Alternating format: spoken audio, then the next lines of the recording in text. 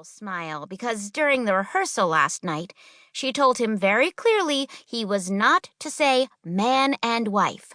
"We are man and woman, or husband and wife, but we are not man and wife," she said. The officiant nodded and made a note in his folder, and Mom crossed her arms over her chest and leaned into me for a secret Embers Girls fist bump.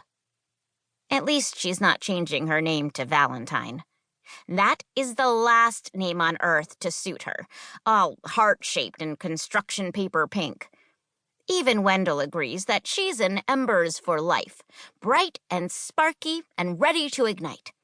And that's me, too. The organ player starts an upbeat song that fills the chapel, and everyone stands and claps. Wendell pulls Cameron and Tucker and Bryce into a big Valentine hug, and I can hear him whisper, "I love you boys so much." Then he puts his hand on my shoulder and smiles and hugs me, too. He and Mom walk hand in hand down the 3 steps toward the aisle. Mom leans over to hug Grandma B in the front row, and Wendell starts snorting again and wipes tears from his face. That makes Mom and Grandma B share a little Embers Girls laugh.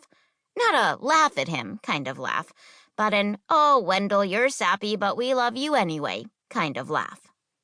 Mom leans into him, and they start walking again. She's wearing a small sunflower in her dark braid, and her dress is ivory and flowy and falls easily over the curve of her belly. That curve is the reason for all this. They were going to wait at least until Cameron and Tucker went to college. There was no rush, they kept telling us. They were going to keep taking it slow. But now, there will be another kid. And I wonder which side that kid would be standing on if it were here. I wonder if it'll be a Valentine or an Embers. Wendell kisses the top of Mom's head and puts his hand gently on her back. His finger has a new ring on it. It's different than the ring he was wearing the day he met my mom. The ring he just stopped wearing 5 years ago. The ring he keeps, with another ring, in a tiny blue porcelain container on his kitchen windowsill. I watch his hand rub a small circle on my mom's back, and my eyes burn. But then the officiant gestures for Cameron and Tucker. They throw their arms around each other's shoulders and move together down the aisle behind Mom and Wendell, waving to family in the first row. Everyone smiles at them in their matching suits and bow ties. Then the officiant signals to Bryce and me. We step forward and meet in the middle, him in his gray suit and blue bow tie, me in my black swishy pants and red top. Red like the U.S. Women's National Team away jersey. Red like embers. But I stay tight to my side of the aisle and hold the sunflowers between us. We are not on the same team, and he is not about to put his greasy pepperoni hand over my shoulder, even if the officiant told us it would be nice for the camera. No way.